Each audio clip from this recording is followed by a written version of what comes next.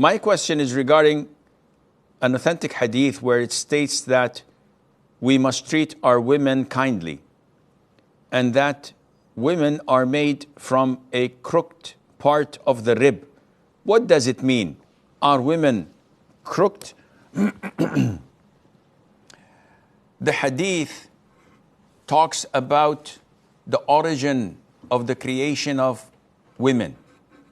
So when one asks what the origin of creation of Adam, we would say clay or dust.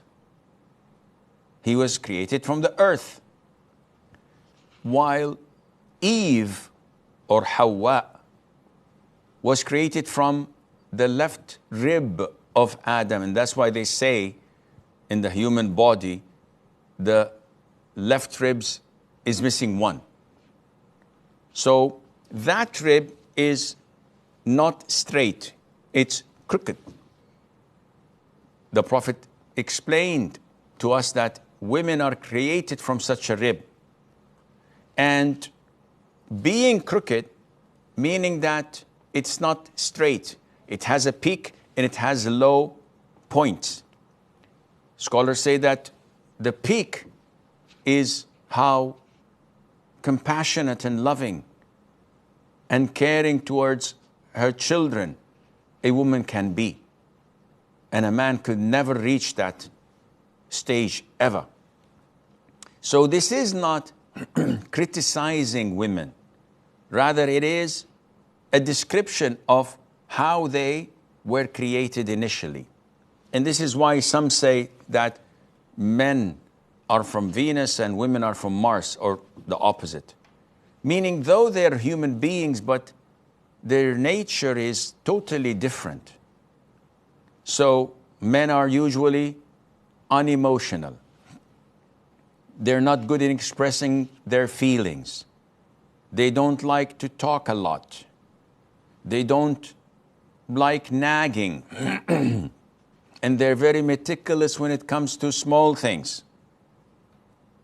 And they're usually interrogating over everything that happens and remind people. Women, on the other hand, are emotional. They're compassionate. They're full of love. They're full of emotions. And this may, at times, hinder and jeopardize their decision making.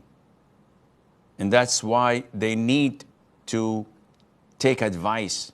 They need someone to open their eyes before making an impulsive decision they may regret for the rest of their lives. And this is probably why Allah placed divorce in the hand of men.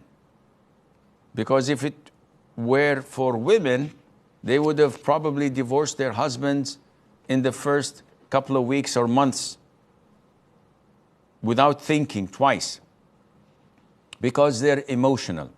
And this is not an insult. This is how Allah created them. If a woman did not have such emotions, a man would be married to another man. So there has to be this chemistry between them that is different poles in order to get attracted to one another. Because if it's the same positive, it would not have worked. So the hadith is telling us to care and to be aware of a woman's nature so that you cater for that nature. A man should not scrutinize his wife. Why did you do this? Why didn't you do that? Didn't I tell you so many times? And he keeps on keeping an eye on whatever fault she does. This is not a good thing to do. So he says, no, I want to teach her, Sheikh. I want to fix her. Fixing her is trying to straighten this crooked rib. And it cannot be fixed. If you try to fix it, it will break. And that's a metaphor for divorcing her. So the best thing for you is to keep her as she is, tolerate her flaws and shortcomings, and enjoy her as she comes.